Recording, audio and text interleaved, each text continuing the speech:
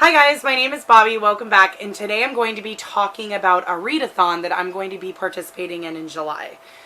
Now, the reason I'm posting this TBR, life update, blah, whatever, so early is because this readathon takes place for the whole month of July, and because of where I'm at, I get to start a little early. Like, let me backtrack, I'm kind of getting ahead of myself and explain kind of what this readathon's all about. So this readathon is called the Book Junkie Trials. It is hosted by our lovely Rachel over at Rachel Marie Book Junkie. Rachel Marie Book Junkie. That is a mouthful. And she is our Royal Majesty, and she created this entire readathon. I guess she's been working on it since November of 2018, and she finally got everything all together to be able to do it, and it's a really fun and exciting readathon. When I saw her announcement video, which I will link down below because she's able to explain everything in detail way better than I can. I only know what my group is doing or where I'm sorted into is doing, so the most anyways, where she can explain everything because there's a whole bunch to it. So the Book Junkie readathon, or the Book Junkie Trials, excuse me, takes place from July 1st through July 31st. And it is a month-long readathon. You are only required, or as part of the readathon, to read 5 books. 5 books is easily doable for an entire month. If this was a week long, it would be near impossible. But 5 books is very easy to fit into 1 month of reading. So let me explain a little bit of how you know where you're placed. So first thing I would do is immediately go check out Rachel's video and go check out the Twitter, which is at the Book Junkie Trials, and which that I can link that down below as well, but that's also in Rachel's video. You really need to be on Twitter to participate in this fully. You don't really have to be, but that's where a lot of the stuff is posted. Like, she's got a feed of everything in the trials. She has the maps. She has all of the facts and the rules, most frequently asked questions and stuff like that. So the whole point of the readathon is she's got this big giant map, and the map has all these different spots in the kingdom that you can visit. There is a personality test, quiz that you take, and it'll sort you into which of the 4 groups you can be in. So you're either going to be a mage, a scribe, a bard, or an outlaw. I am a mage, so I am sorted into the magi, and each group has somebody who is leading their group. So the leader of the mages is Becca over at Becca and the Books, and she is amazing. I took the test and I sorted into mage, which I wanted to be anyways. You do not have to do what the personality test or the quiz tells you you should be. You can look at the prompts for each individual group and decide on by that which one you want to belong to. It's completely up to you.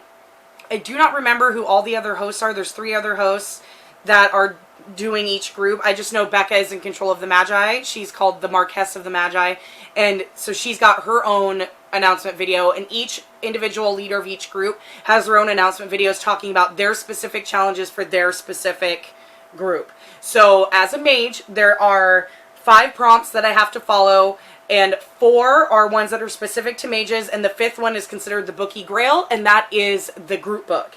So I'm going to tell you what books I have chosen to read, and the one thing about the Bookie Trials is that once you have set your TBR and you have posted to the Twitter or the Instagram and have declared your TBR, you cannot change it after that. You have to stick to it. So that's, you really need to choose your TBR very wisely, and what you can read, what you can finish, what is doable for you. You can also try to do every other challenge that she has, which is all the other challenges that encompass the other 3 groups if you'd like. She recommends that you do whichever you are doing, do that first, so do your 5 first, and then if you want to try for the others, that's fine. But if you were to do all of them, there's 4 per, so that's 13 books you'd have to read, because there's 4 for each one. So 4 times 4 is 12, plus the group book is 13, so that'd be 13 books. Some people can read 13 books in a month, or 13 things, and it's not a big deal for them. Some of us it's a little harder. So, I am just focusing on doing the 5 that I need to read for as a mage, and then maybe do a couple here or there.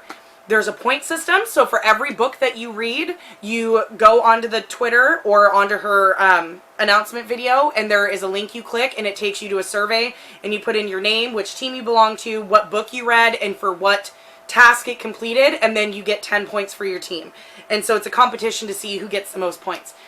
You need to read them in order if you'd like to follow the rules. So whatever your set TBR is for whatever path you're taking, based on what group you're in, then you need to follow that if you're going to follow the rules. Granted, not everybody's going to follow the rules, but if you do follow the rules and read them in order, when it comes around next year, and we do this again next year, your player or your person gets to level up.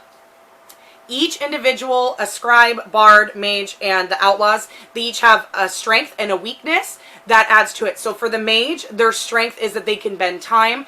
So they get a 3-day head start, which is another reason why I'm posting this early. As a mage, I get to start the readathon 3 days early. So instead of June 1st, I get to start it, the last 3 days of June. How many days are in the month of June? I don't know. Okay, so there's 30 days in June, so I get to start this readathon on the 28th of June instead of July 1st. So we get a 3-day head start. But the weakness for a mage is that we have to read something outside of our comfort zone because a spell has gone awry. So we have to read something outside our comfort zone. You do not have to add an extra book to your TBR. You're not supposed to. One of your picks in your path needs to fit your weakness. So the one book, and actually I'm using the group book as my weakness, and she said that was okay as well. Or as, you know, something that's outside of my comfort zone. So it's really, really fun. Like, to me, it sounds like a blast. Like, I finally figured out how to use Twitter because my dumbass was, you know, replying to a whole bunch of people, like, commenting on stuff, trying to join in and get to know people. But nobody would ever respond or, like anything. So I thought, okay, am I just, like, an outcast? Does nobody like me? No, I'm a fucking dumbass. And I went into my settings, and for some reason it was set to the only people who could see my tweets or replies on anything were people who followed me. Okay, well, I'm new to Twitter. Nobody fucking follows me. So when I turn that off, then all of a sudden I can interact with everybody. Oh my god, what a concept. I'm just an idiot. So it's been really fun interacting with other people and other people on your team and reacting and interacting with the head of your team. They have each posted their own announcement videos. So Rachel recommends that you go check out your team leaders video. Like, I was so excited to be a mage. I love Becca. Becca in the Books is amazing. She's the one that she does her own Becca's Bookopoly for TBRs every month. If you have not checked her out, please do. She is so much fun. I absolutely love her. But she's leading us, and so I am super excited to participate. There is another small thing. What did Rachel call them? It's not like a trial, but it's like these little, not like a tournament, like, why can't I think of the word? She describes it, but it's like these little battles that take place on Twitter. So in your handle, she recommends that you put on your Twitter handle, like, whatever your name is, and like hashtag mage, hashtag scribe, or whatever, so she knows if you play the little side games, like who to award the points to. So she's doing like a little like scavenger hunt, and I think the first one to earn extra points that's like in a battle would be to post your TBR on Instagram and hashtag your group, and she'll give them a point. So it's all worked on a point system, and it just seems like so much fun. It's like a readathon but made into a game, and so it's more than just your basic readathon, and the fact that it goes for a solid month makes it a lot less stress, a lot less pressure. You only have to read 5 books in a month. Most of us can read 5 books in a month on average. And a lot of people who are going for the gusto and trying to go for all 13 prompts, a lot of them, which is to me would be the only way that I could physically do this. I don't know many people who can read 3 full novels or 13 full-length novels a month. That's a lot. I mean, unless you've got a lot of time or on vacation or something. I know I can't, but a lot of them are doing a lot of graphic novels or audiobooks, because those are something you can get through super quick, so that if you want to try to do that, anybody who completes all 13 tasks and has done it the way they're supposed to, like done their main 5 and then gone back and done the others, then they are in competition to be the number 1. And I think there's a prize for whoever does, I don't know if it does it all or something like that. I know there's a prize where like number 1 gets a $50 gift certificate to Book Depository, I believe, is what Rachel said. But either way, it's just like, it sounds so fun.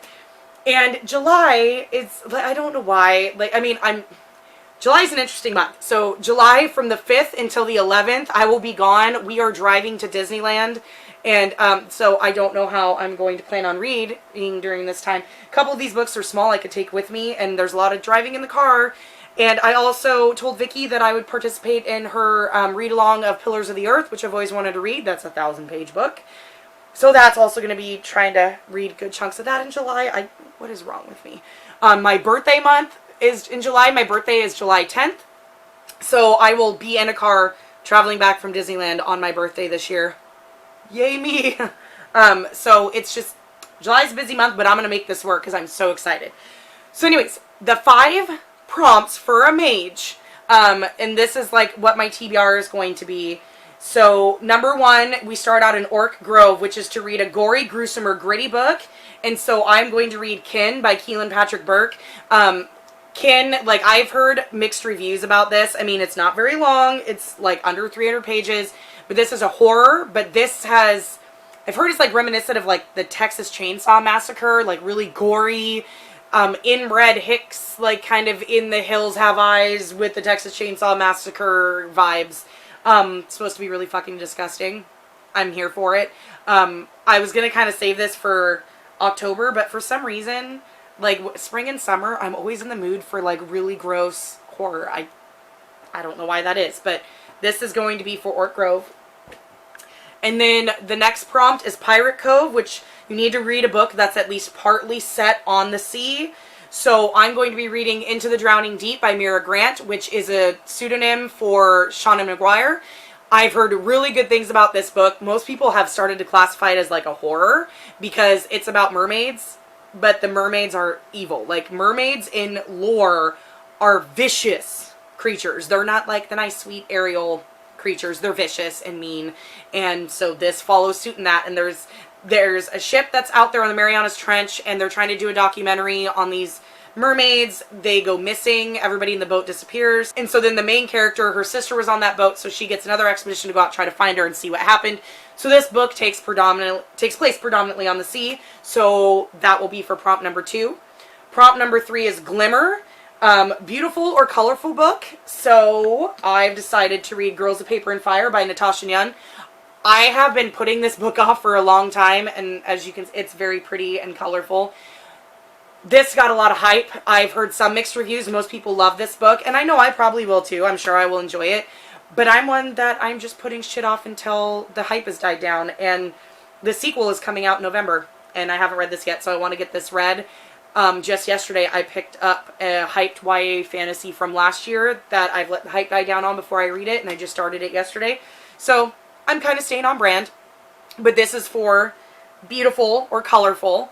And if, I mean, beautiful or colorful, I figured it meant the cover, but you know, you could go with beautiful or colorful, like, you know, read your person of color. This is an Asian inspired fantasy, so the main characters are people of color. So I guess this kind of goes for both.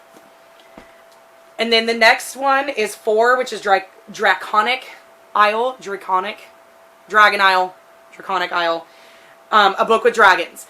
This is where I struggled, because books with dragons are hard to come by anymore unless you go into really old fantasy. And I mean, I read The Prior of the Orange Tree. That would have been perfect, but also Prior of the Orange Tree is an 800-something page monster. And I've already read it, so I'm not going to do that.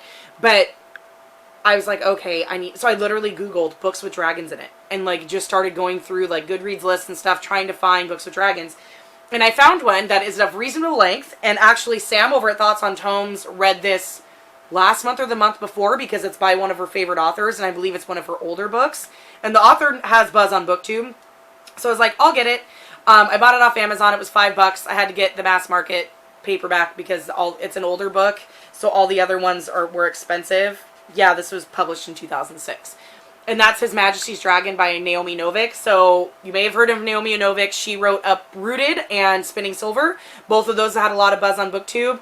But this is, I guess this kind of takes place on the sea as well. But you can't double up. You can't use a book to double up on any of the challenges. It's got to be a specific book for each one. But this is about like aerial combat with dragons. I guess the dragons can talk from what Sam says. The dragon who is the sidekick to the main character in this book is like a cat dog and is absolutely adorable and amazing. So I figured it was perfect. I mean, this copy, I mean, it just has over 300 pages. Should be easy to read. I would take this with me on my trip to Disneyland because it fits perfect. It's not very big. The only problem is you have to read them in order, and this would be the 4th book that I read. So I don't think I will get the first 3 read before we get to here. But this is for Draconic Isles. And then the last prompt is the Bookie Grail, which is the group book, which is Stardust by Neil Gaiman. I'm also using this to cover the prompt, a book outside your comfort zone. I struggle with Neil Gaiman, so it's definitely outside my comfort zone. I don't know if it's his writing style or what. I think it's his writing style, and I believe this is middle grade or young adult. I'm not really sure. I didn't really read the synopsis because I'm a terrible booktuber. And the book is on its way. I ordered it from Amazon as well. It should be here today. But I had to order it, and so we'll see how this goes.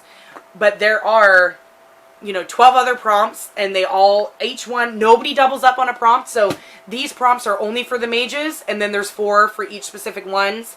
I encourage you guys to join me and do this readathon. It'd be so much fun. You do not have to be a mage. You test, and you can be any one of the other 3. If you don't like what you got, you can always look in the Twitter feed. She has the maps for each individual group, and then it shows their prompts, so you can look at the prompts and the weakness and the strength, and to see which one fits the best for you, that would fit with books you need to read or want to read, and join in. It'll be so much fun. I think she says we already have over 300 people who are participating.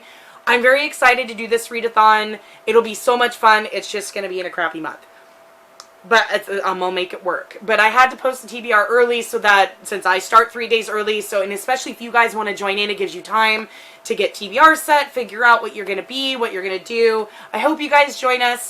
Thank you for watching. That's it for today. I just needed to make sure I got this out so that everybody knows what I'm doing. I still will be doing a July TBR towards the end of the month because there's only 5 books here, and I don't know if I'm going to do some of the other prompts. I might. I'll figure that out in my TBR. I'll read the other prompts and what I have assigned to them in case I want to jump around, and we'll just maybe I'll just go off of that for my TBR for July. Either way, I still will be posting a TBR because 5 books is not enough. I mean, this month already, I've already read 4, and it's only June 11th, so 5 books is not enough. But anyways, yeah, guys, that's it. I really hope you guys join me in the Book Junkie trials. Please check out Rachel's video below. She explains it way better than I do. She's got a long video, or a longish video, discussing exactly what everything is, all the different stuff you can do, the links, everything. I'll see you guys in the next one. Bye. Go Team Mage.